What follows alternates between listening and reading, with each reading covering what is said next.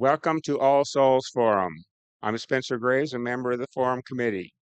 Last Thursday, KCUR reported that the Office of the Disciplinary Administrator of the Kansas courts is investigating Johnson County District Attorney Stephen Howell to determine if he knowingly made a false statement of material fact or law to a third person.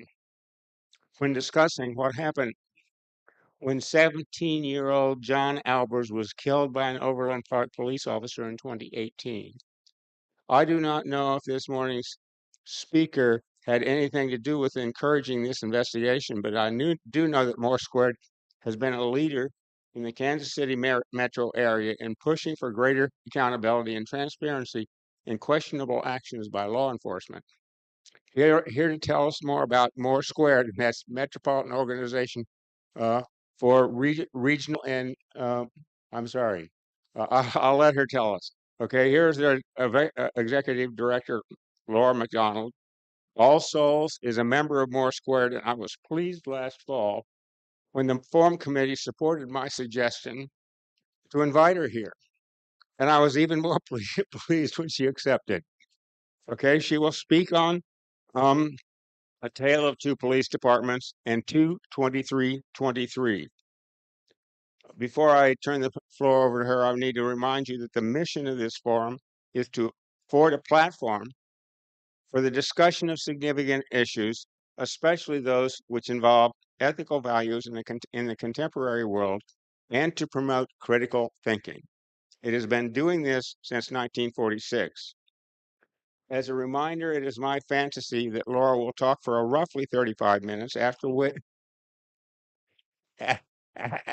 which we will request donations for the church and and then invite questions from the audience. People watching YouTube can enter questions in the chat. After the recording ends at 10:30, those interested in continuing the discussion will join us in the library down the hall, um, here on the south side of the hall. And please silence your cell phones. Laura? Thank you, Spencer. Thank you, All Souls. It's really good to be here. It was right in this space where we had our board of directors meetings for some 8 years until COVID, and I haven't been in here since. So it's good to be back in this space at Conover, and thanks for having me. Um, I really, represent all of you, so I hope that I do that well today. And I trust that you will let me know if I didn't. This place, All Souls, has been a part of More Squared since longer than I have. More Squared was founded in 2004, and you were one of this congregation, All Souls, was one of the original founding congregations. There were 11 back then, and now we're about 40 congregations strong, and we're in Kansas and Missouri. We are predominantly, our congregations are black, white, and brown, Latino, and we have Jewish, Christian, and of course Unitarian members, and always growing and recruiting and looking to expand. I'll touch a little bit on that as we go along, I think, today. Um, Spencer knows I'm a windbag, so asking me to talk for only 30 minutes was actually like, please stop at that time was his fantasy, not that I would drone on for that long. Um, so I hope what I offer you today is interesting and that I tell you some things you don't know. I know you all know a lot about the work we're doing, actually. Um, we call this a tale of two police departments because of the work we predominantly concentrated on over the past couple of years in Kansas City, Missouri, and Kansas City, Kansas. And I'll just share with you how and where those two endeavors have taken us. And I hope to touch on what we've done in Overland Park as well. But I will say, just since Spencer Graves was so kind to open with that. We're really excited for Sheila Albers and her family that they're getting some more traction towards some semblance of justice in a really tragic case out there. And she did contact me that evening when she learned just last week that they were opening an investigation, and we shared, some excitement over that. And so We're certainly rooting for some justice over there for her and her family, but more importantly, her press for justice is helping a lot of other people, and I think that her quest for justice and especially around open records in Kansas will continue to benefit people all over Kansas for years to come. um, to our work in Kansas City, Missouri. So, some of you may or may not know my background. I used to work for the Kansas City Metropolitan Crime Commission, and that's the people that do like Crime Stoppers Tips Hotline, and they do just really some wonderful work. And they're led by a retired law enforcement officer. Back then, I worked for retired Police Chief Rick Easley, and back then, I started in this job in 10 years ago, almost 11 years ago back. So that was my previous job. About 12 years ago, some folks were kicking around local control in Kansas City because St. Louis was doing it. Local control of the police department. What we didn't necessarily, we weren't real keyed into St. Louis's work, but they actually worked on that. There are some organizations that worked on that for 50 years, which seems really depressing when you do the kind of work we do. 50 years, an organization called Organization for Black Struggle worked on that. But sometimes the justice work just makes for really unlikely bedfellows. So what happened was a guy who's known for libertarianism and just like putting a lot of money in odd races and things, named Rex Sinquefield, a billionaire out of St. Louis, said he too wanted local control of St. Louis Police Department. So back at that time when I was working for retired police, and it may have been a couple years earlier, this idea was being kicked around here locally again. And Mayor Sly James was the new guy in town, and he had a commission that met about it and agonized over it, and it was made of law enforcement folks and community leaders. Um, Not me, but people not unlike myself, advocates on both sides. And they actually collapsed the committee in indecision. So it's my understanding that they were stuck on which model, and there was kind of like, do we want to govern it this way or that way? And there was some indecision over that, and they actually picked none of the above. And we've remained in this place.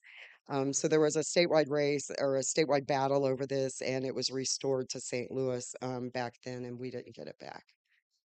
Um, so no one really did anything about it for a few years. And the way we started to get involved, there were some young people here in Kansas City in the metro called Future Votes KC. It's a partnership of high schools, Hyman Brand Hebrew Academy and University Academy. And I get the privilege of being their community organizer.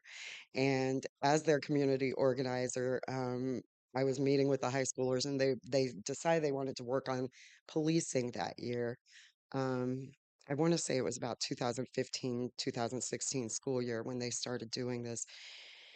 And what they did was they interviewed just like all kinds of folks, and they learned this one little slice of an issue that probably most of you don't even know about, which is this: when you file a complaint against a police officer in Kansas City saying been violated in some kind of way, your rights have been violated. Only you can file a complaint for yourself, first of all. So if I saw something happen to Spencer, I couldn't file a complaint. Only he could, right?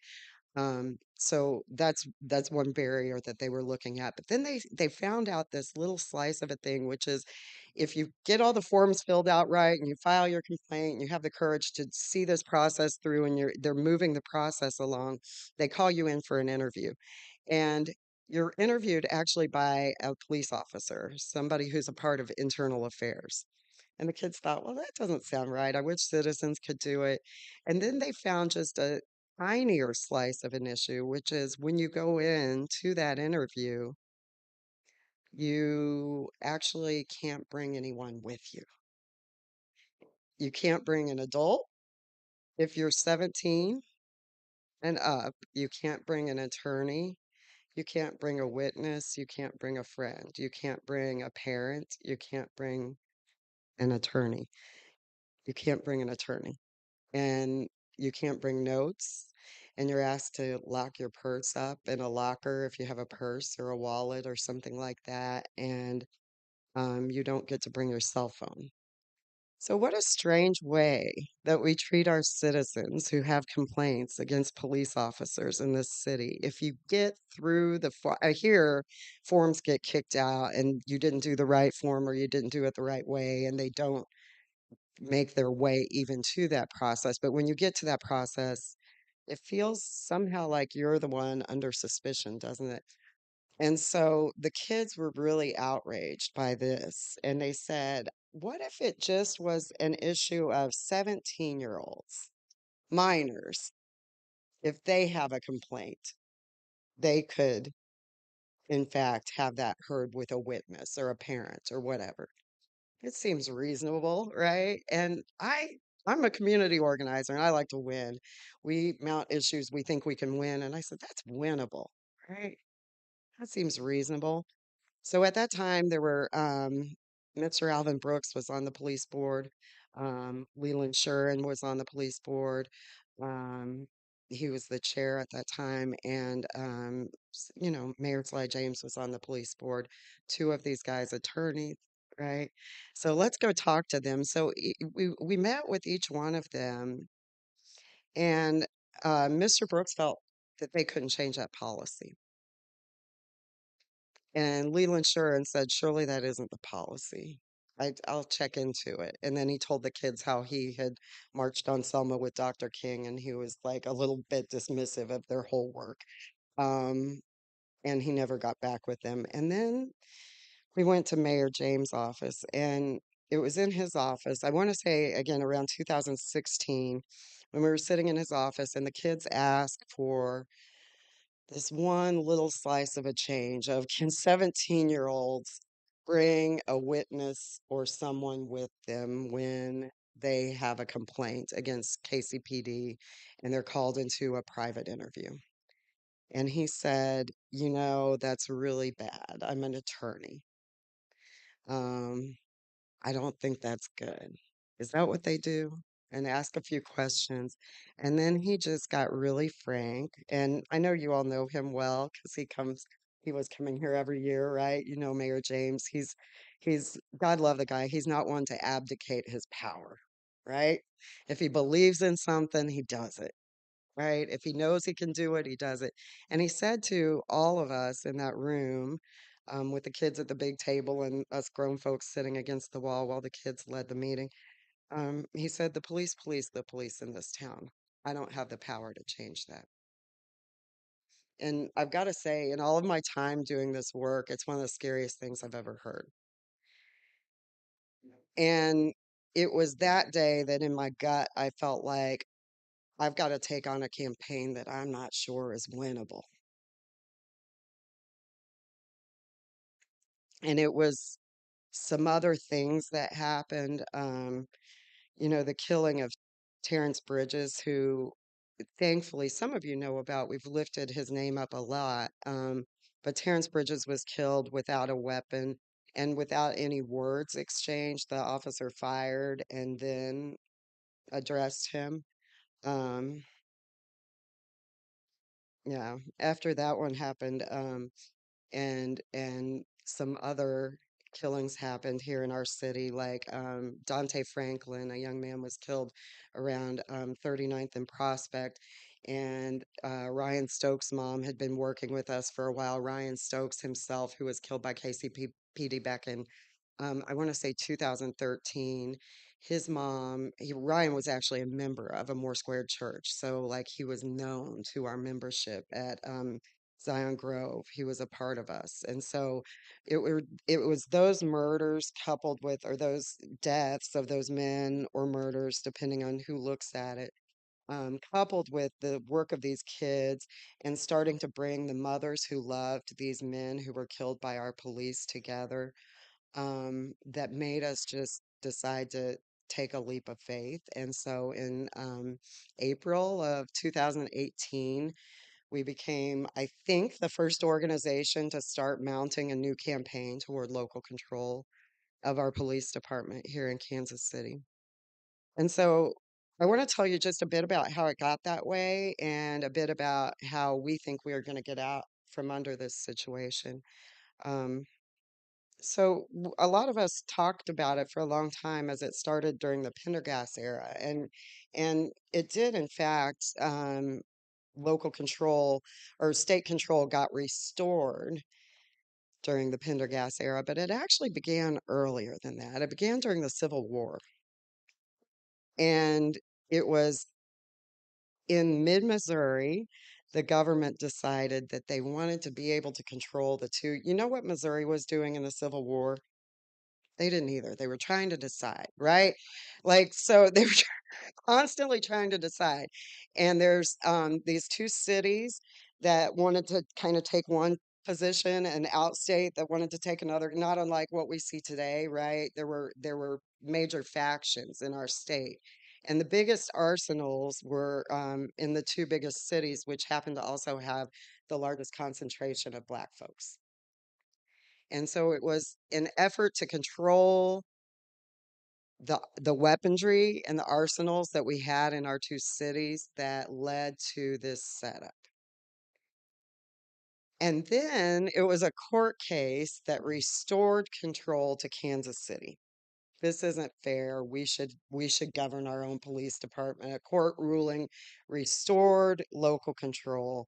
And then Pendergast got involved, and many of us would now suggest that it was a handy excuse to put control back in the hands of the state.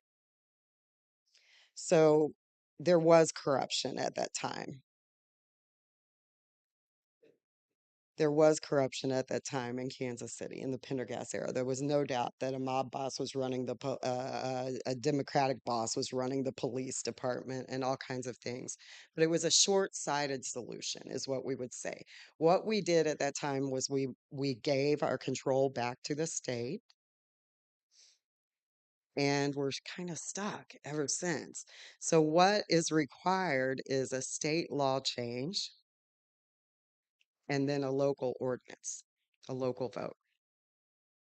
Or we could, have an overturning with a court. So here's what's happened just since we announced our pursuit in 2018.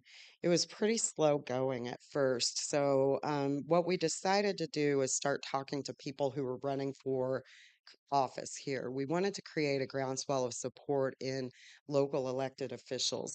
And the first thing that we really got done was when this current council took office, Councilwoman Melissa Robinson came out to one of our public meetings, like the one that we have coming up this Thursday, and she committed to our audience, yes, I want to do something about local control, and I will put it on.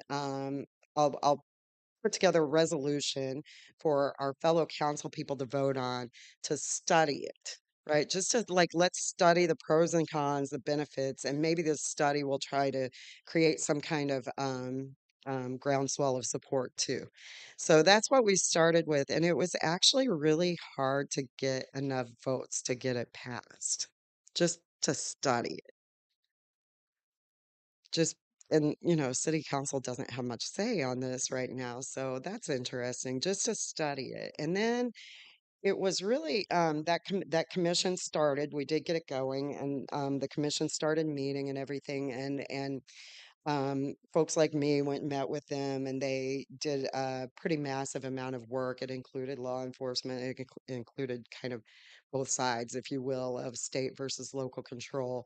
And they created quite a body of work. Melissa Johnson, who's in the mayor's office, was one of the key people that headed up that committee before she was hired in the mayor's office. And as they created their body of work and continued to meet, George Floyd was killed. And that locally and nationally called a new level of attention to this issue, right? And so it was through, the next few months that we saw things start to really move, those of us who'd been working on it for a while. And then there was a gesture by the mayor to try to put something related to local control, just a question on the ballot. And then people kind of blew up at City Hall over that. And there was a big fight. So that didn't work. Then there was another effort by City Hall to say, what if the money by state law, because we are under state control, by state law, we have to have 20% of our general revenue in the city has to go to the police department. That's defined by state law. And so they said, what if the overage, we give like 24%. What if we could expect some outcomes from them and actually have them sign a contract for that money over the 20% that we give? And so a super majority, nine council, including the mayor, voted all in kind of one day to decide to do that. We're going to isolate the money that's over the 20%, and then they're going to have some outcomes. They're going to have to do some of the things we want to do with that money. And that didn't go well. So there was like a big blow up. There were the four people who weren't kind of in on it. Two of them happened to be mothers of police officers here in Kansas City. The four people on council in the Northland, I'm a Northlander, really blew up over it. We didn't get a say. Well, you got a say. You just were against it. But in all of that commotion, Senator Tony Luetkemeyer, my state senator, filed this bill that would require us now to pay 25%, right? 25% of our money and he actually didn't say general revenue, he said the total budget. So let's just walk down that road of insanity for a minute. If it was the total budget, it would include all that stuff for aviation. We've got some stuff going on around aviation here, right? It would include stuff like outside of general revenue, fines and fees, the other things that are collected. It would include all major grants that come into our city. So, for example, if the police department got $1 million grant from the feds, which they get a lot of those actually for equipment and stuff, what would happen? We would have to raise $250,000 just so they could receive that grant, right? I mean, that's my understanding of how that would work. So that was the law he proposed. And what the Dems decided to do to fight him was we'll negotiate that total to be like we'll make it like the general revenue. We'll change the language. And that's exactly what they got done. And as that was passing, it was clear that that would be a violation of the Hancock Amendment. And so it has to be put to the voters. But who are the voters for our police department? The whole state now, right? So the whole state voted on Amendment 4 in November. A lot of us, when we read the ballot language, we couldn't even tell what it was. We who work on this couldn't tell what it was. And many of us voted the wrong way on Amendment 4 here in Kansas City, right? We said, yes, 25%. So they increased our police budget. The state, every voter in the state of Missouri, it passed by quite a swelling. It was defeated in Kansas City and St. Louis City, which was kind of by the time this all went down as best as we could do. You know, we phone banked and did a lot of work just to defeat it. But you should be, I see outrage on faces and I'm glad because I'm outraged by it too. It's really overwhelming to think. So there's lawsuits about these things, right? There's a lawsuit that Gwen Grant, the CEO of Urban League, filed as not in her capacity as CEO of Urban League, but as a community leader. She filed a lawsuit back in June of 22.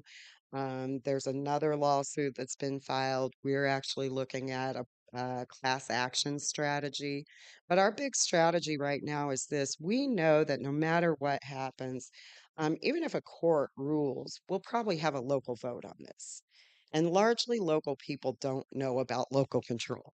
So we could have a local ballot initiative and put it on the ballot. We could do any number of things. We could get city council to put it on the ballot. But what we're doing right now is just mounting a campaign called 2022 for local control, where we have 2,000 people like you and me talking to 22 friends and supporters of local control. And we just track all of those. So we're building a block of 44,000 voters in Kansas City. Why that number? That's about how many vote like for the mayoral election, something, right? So we're trying to create a massive block of voters and then just do what we need to do with that, whether it's educate voters on every state and general election, right? So there's things that you can do once you have a block of voters to move power. And right now we're in this phase of building a block of voters. So that's the one city, um, the city I live in. But I've also want to tell you quickly about Kansas City, Kansas. And in Kansas City, Kansas, that started quite differently. Again, go to a past job of mine where I first got alerted to this. I used to be a program director over at a place called Crosslines, and I had the most wonderful volunteer who came in every single day. But she was young; she was like my age now, and I said to her, like, why do you volunteer? You seem like you could have a full-time job somewhere. And she said, my nerves are bad. My son is incarcerated, and that's the day that I learned about Lamont McIntyre. And his mom, Rose McIntyre, was that volunteer. And so it was a few years later when I'm in this job and I see that he's gotten representation from this fantastic lady named Cheryl Pilot, who's one of the most amazing attorneys I've ever met. And she exonerates people like she's really good at it, right? So I said, yay, she's got Lamont's case. So More Squared started getting involved in that case, really just to like get a spotlight on what was going on. He was framed. He was framed for a murder he didn't commit. And what was uncovered in that process was his mother by Cheryl. Cheryl started really doing some deep investigation, and finally his mother told her deepest pain, which was she had been sexually violated by Detective Roger Golubsky. And that's what led to all of this, allegedly, we believe. Um, and in finding that out, we found out that there's not just Rose McIntyre, but there's actually dozens of women that we know of, and possibly as many as 40 wrongful incarcerated people right now, because of Detective Golubsky and all the other evils that were going on within this one police department. And so our pursuit in Kansas City, Kansas has evolved into again around, I want to say it was around 2017, 18 that we 2018 that we announced our plans over there, and our first demands were laid in like the uh May, June of 2018. That was a really busy year for us making big announcements. Um, we've made our first demands. We want an outside investigation of Kansas City, Kansas Police Department was our first demand. We want Roger Golubsky to be indicted was our second demand. And we want you to fire the police chief, Terry Ziegler, who was once Roger Golubsky's partner. And Ziegler um, would retire early, unexpectedly early, a couple of months later. And we got an outside, we also wanted a bilingual hotline, and we got that funded next. We got a hotline and a conviction integrity unit to review some of these old cases, and that's fully funded and in the district attorney's office. um, We've gotten a lot of things done around our policing work in Wyandotte County, but the most exciting, of course, was this summer when we finally saw the indictment of Detective Roger Golubsky, who is being indicted, wasn't federally indicted for raping while on his police job, and coercion and all the things that went along with that. And so he will be on trial next month, be facing his criminal trial next month. So those are some of the issues that we've been working on, and we continue to demand our outside investigation. That's the one thing kind of hanging over that we think could start to lead to some semblance of change. Ferguson, Missouri had an uprising that led to the Department of Justice investigating. We don't feel like that should need to happen for them to come in on top of dozens of women reporting their rapes by a police officer who was actively on duty, and what we believe to be dozens of wrongful incarcerated men in the state of Kansas. So it should not require a groundswell, but we continue to work with everybody from um, Jay-Z, the rapper. He has a legal team called Team Rock who's involved, and we work with all kinds of folks. Barry Sheck, who was one of O.J. Simpson's attorneys, is involved in this. Like we've worked with so many people, but we'll continue to work until we get a Department of Justice investigation on the Kansas City, Kansas Police Department and a full pattern and practice investigation. Actually, we've also demanded that here on the Missouri side because without any real local power and control as a city, we have to have somebody paying attention to what's going on there. So I think I'll leave it at that with those two cities sharing what we're doing in that department. What we would love is for all of you to tune in to our public meeting that's on your flyer, or it'll, I'm sure, be put back up on the screen behind me. Um, it's that Giants Do Fall. It's on Thursday, and it's both live and remote. And we'll be doing some work on some of the issues that we talked about. We definitely need ambassadors. We have a way for you to contact your friends. Like you could just get to ID 22 of your friends and people in your cell phone or whatever, or email your friends or however you like to do that. And then we have other ways for you to contact. If you like to talk to strangers like I really do, you can like phone bank with us or whatever. So that's the thing we need the most right now. But we also just need your ongoing support and engagement and all the things that you've always done with More Squared long before I came around. So thank you.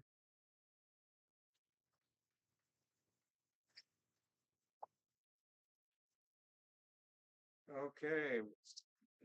Thank you very much, Laura. If you bring the collection plate up here, I'm going to put some money in it, and we need to raise money for the church here. And if you have questions, please come to the microphone. So it will. You have to be standing more or less where I'm standing to be visible to our YouTube audience.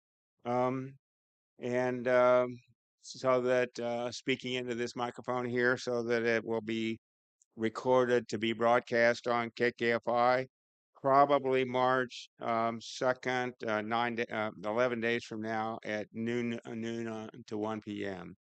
Um, does someone have a question? Well, good. Come, come. My name is Barton. Thank you for being here. Oh, thank you. Thank you for being here. Thank you. No, I'm good. I'm good. I'm good. The next person that comes down. Um, so when you talked about Amendment 4 and you talked about 25% and you said defeated or not defeated, yes, no.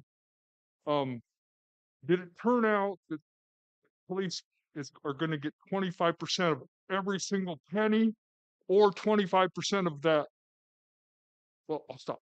That's a great question. So what we voted on, we think, was that they'd get 25% of the general revenue. But immediately after this vote happened, the police filed an injunction in the middle of, or I don't know what you call it, a brief within Gwen Grant's lawsuit suggesting that it should be 25% of the total budget. And so it's under dispute right now. Thank, thank you. Yeah. So it's under dispute. Yes. Total means every penny that ever was spent by the city of Kansas City, Missouri. General revenue is what hu- you create in the budget. That's an agreed upon amount. General revenue, we have this money, we're going to Thank spend you. it. That's hugely different, right? Yeah, Yes. So it's under dispute, and their actual allegation is that it should be retroactive too. And so it's really frightening what the police have alleged in these lawsuits, and we really hope that the counsel for the plaintiff prevails. Yeah. thank you for being here. How is there contact information? How would someone get a hold of you? I'm interested in what you're proposing, the 22, Yeah, yeah, 2022. yeah. The easiest way to reach us is just you can fill out a contact form through the website, and I get it. It's just more2.org, MORE number 2.org, more2.org. If you fill that out, I'll probably be the one that receives it and follows up the fastest, just because I like to keep my email inbox empty. But we do have 7 organizers on staff, so we've grown a bit since when I started 10 years ago, and I was the only. Hi, Richard. What kind of work is your organization doing, if any, around the racism involved in mass incarceration here in Kansas City? Yeah, that's a really good question. One of our full-time organizers, we have a vacancy, and hopefully the new guy, I've got guy finalists starts in a couple weeks, but we have a full-time organizer dedicated to that platform entirely, and he works in both states. So we're working on expungement of criminal records. We're working on some voting rights issues. Specifically, we've been working on getting people the right to vote in the jail because they're not all under felony conviction and supervision. So we've worked on all kinds of things related to that. We've done ban the box, and we've restored food stamp benefits for drug offenders. We've won many of things, but you're right, like we're just chipping at mass incarceration. So we have one full-time position that's called Our Voices. Largely people with felonies run that group.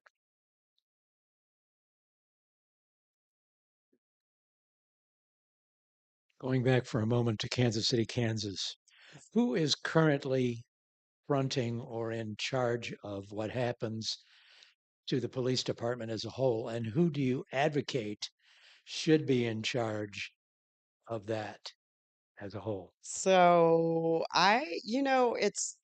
it the county administrator technically is who is over the police department, and then that county administrator reports to the mayor and the county commission in the unified government of Wyandotte County. Um, it's kind of wild. Mayor Tyrone Gardner, who was deputy police chief, put this idea on our minds, which is maybe they could collapse the police department. Now, he was the deputy chief of that department. I don't know.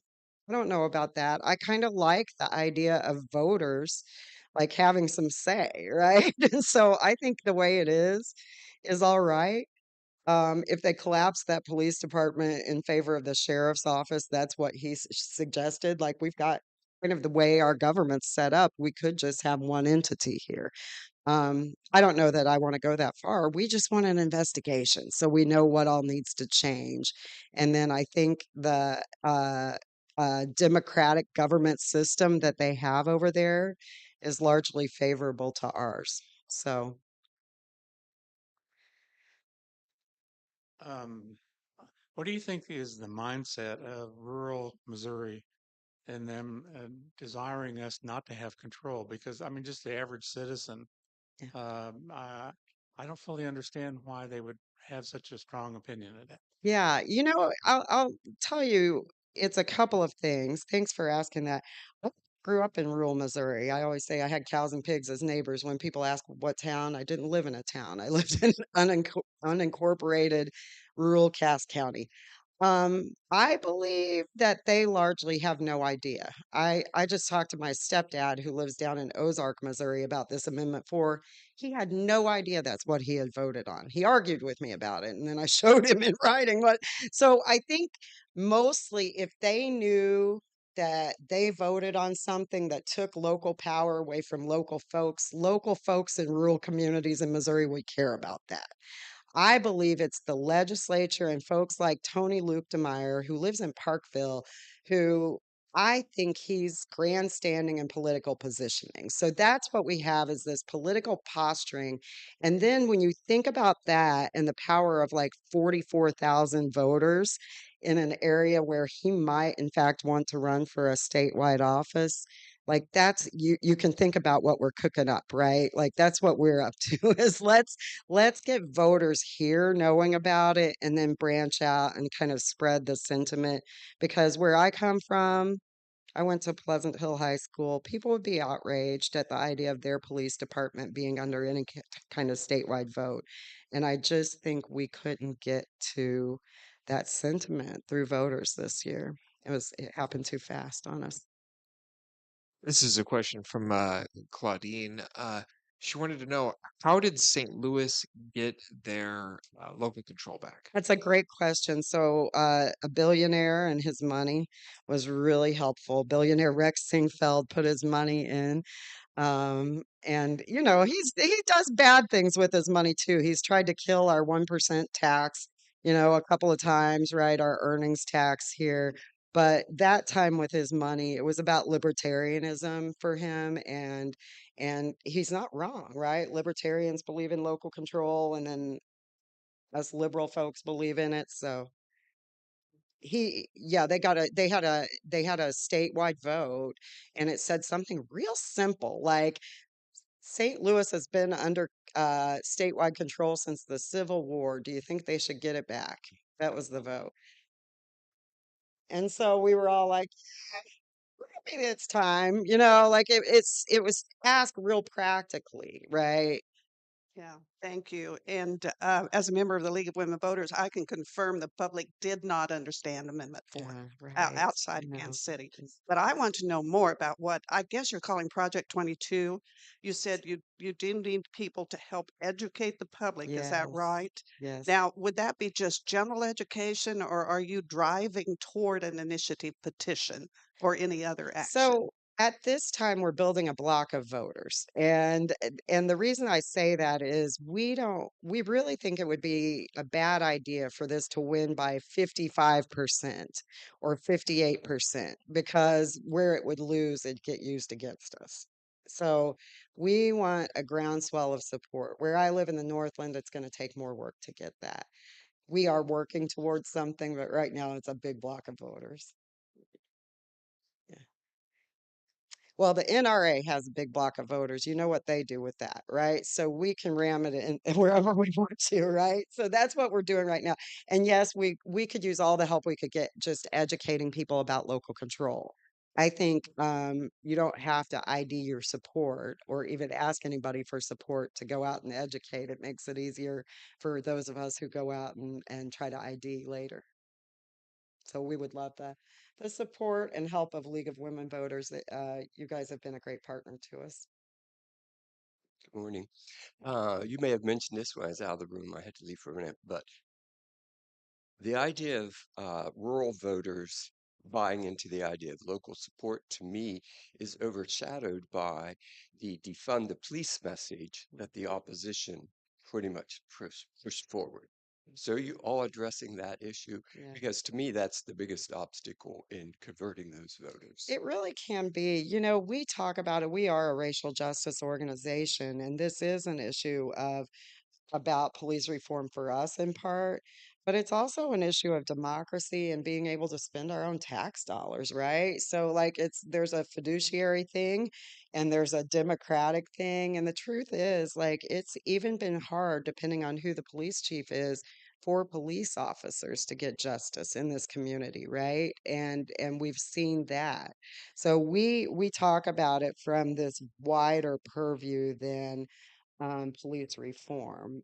Defund the police has never been my organization's mantra. We've never, used that because we don't think it works and we don't think it'll be effective here. And the truth is, like, I don't know if you've ever been a crime victim, but I have, and more than once, right?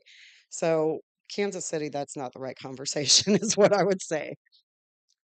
Remind our audience what More Squared stands for because I flubbed it. Oh, thank you, Spencer. Yes, it's Metro Organization for Racial and Economic Equity. Metro Organization for Racial and Economic Equity, and it's more squared. I didn't put the exponent in the name, but I learned about a year ago that somebody said they were trying to decide what to do with those two E's, and Reverend Eric Belt at St. Stephen Baptist Church said we ought to put it to a higher power, and that day it became an exponent. So Um, Talk about you've got issues to actions teams that I don't know what percent of your activism is, but talk about that. Yeah, so we have a number of different issues task forces. We have an education task force in Kansas City, Missouri. They've been working on everything from TIF reform. They're really good at that stuff. To things like out of school suspension. So when Kansas City Public Schools banned suspension for fifth grade and under, they did that, and they've been working on that in other school districts. We have an education task force forming in Johnson County, Kansas. That's really exciting. Lady Yepis is our new organizer over there who's starting to mount that. We don't know what they'll do, but they are looking at, I believe they might announce something Thursday. I know they're looking at a Students' Bill of Rights in Kansas with Senator Cindy Holscher.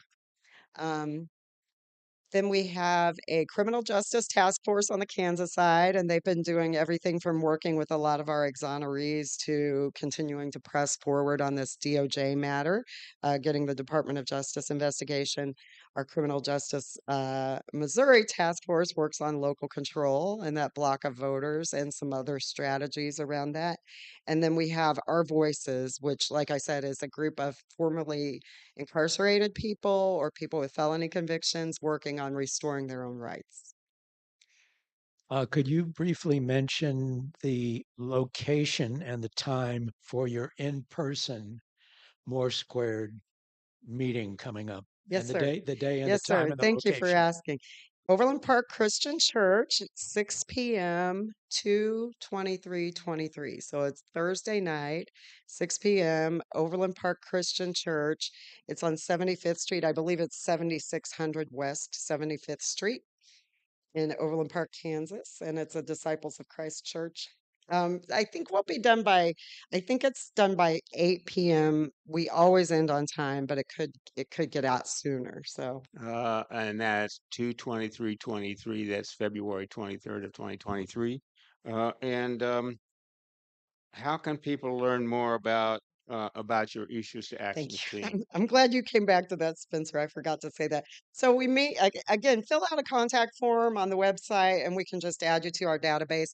Most of our stuff we've decided to just keep it hybrid or make it only on Zoom right now. So the public meeting on Thursday night, we want people to be there in person, but you can do that online too.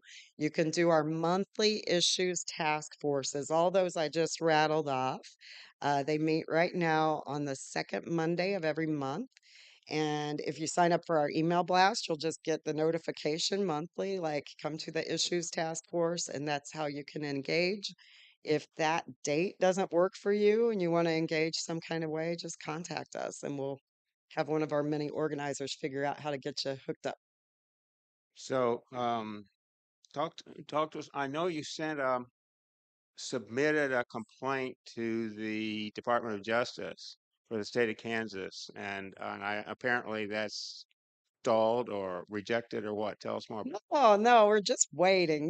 They had this thing called the insurrection on January 6th a year ago, right? And so the DOJ got real bogged down, is what they told us. So they have it under advisement. They're reviewing. We've done DOJ requests, Department of Justice pattern and practice investigation requests for both Kansas City, Kansas. We did that one with Team Rock, Jay-Z's team, and Barry Sheck, who I mentioned in the Innocence Project, and some other great folks. Very thorough requests that we made over there about some of the patterns we were seeing.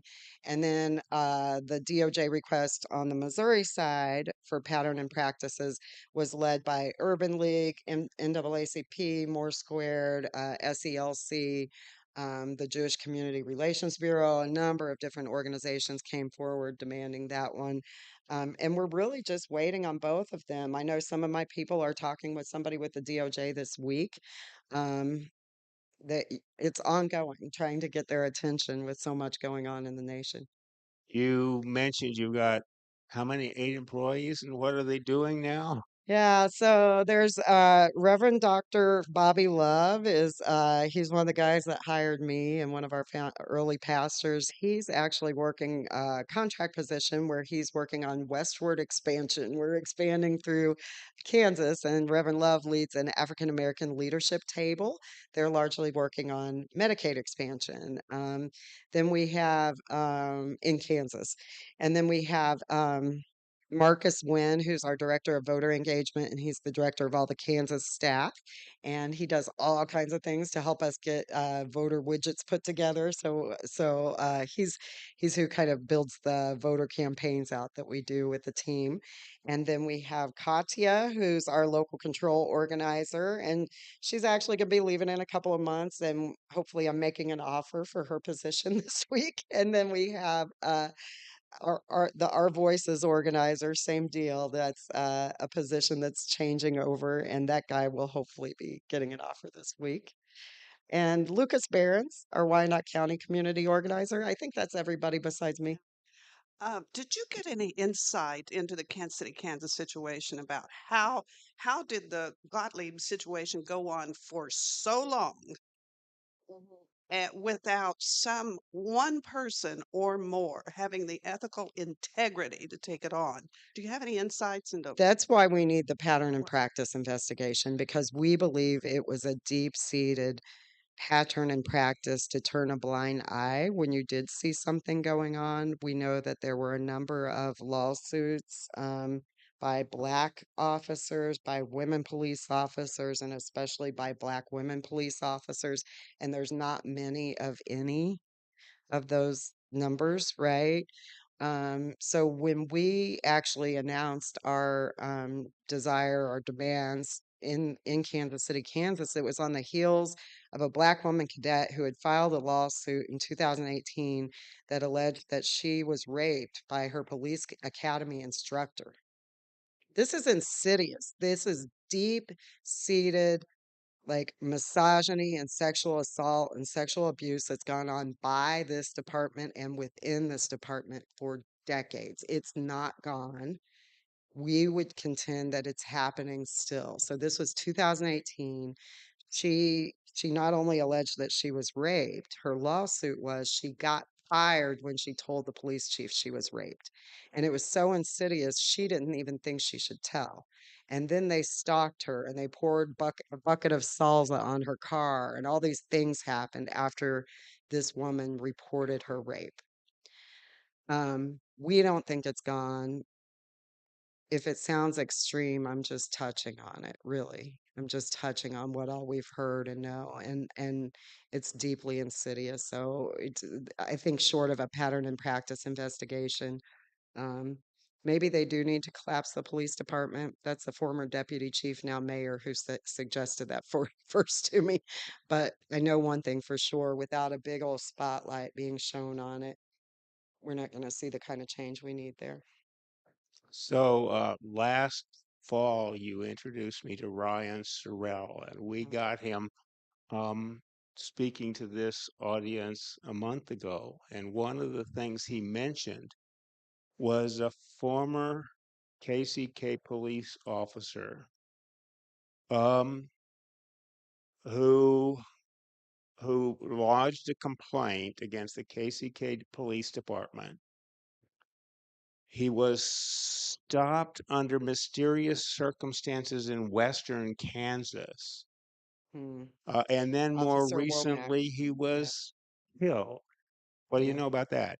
Yeah, that's Officer Womack, and actually his wife is yet another Black police officer who has had a lawsuit even before Womack was killed. Um, I don't know the details of what happened in Western Kansas. What I know about Womack is probably a little bit different take than my friend Ryan's. I love KC Defender. I think that what I understand comes from other officers within KCKPD, and they tell me that Womack had had a real serious mental health break, and he didn't get the help he needed after some incident of out in the field that happened. And um, that manifested, and he had an altercation with his own department that killed him. Right. And we've seen the videotapes, and it's horrible. I don't want to speculate about whether any killing is okay and justified. That's not my job. So. Right. So there's certainly something else that you haven't been talking to us about that Moore Squared is doing, and you've got another 5 minutes to really give us your rousing speech as to why we ought to support More Squared. I think I've talked so much, Spencer. I just want to say this. You guys have always supported More Square. The people in this room, I know most of your faces because you're leaders in this community and you're people who are interested in the work in the community and you're people who contribute to this community. So I would say keep doing what you're doing and showing up and getting the information that you need. And we definitely want people to mount a campaign. I don't believe it's a campaign to nowhere. We know what blocks of voters can do. It's a lot of work, but we know what blocks of voters can do. I'm trained under the tradition of one Barack Obama, who people thought wouldn't win the presidency, including members of his own party, right? And so we're both trained of the same organizing tradition, and I believe that a very small amount of people can be the nucleus for really big change.